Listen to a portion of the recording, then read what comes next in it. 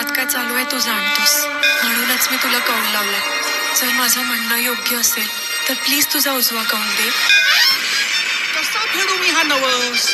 जसा बाबांनी फेडला होता. सुपारी फुटली, सुपारी फुटली. का घेताय तुम्ही घटस्फोट? 800 कोटीचे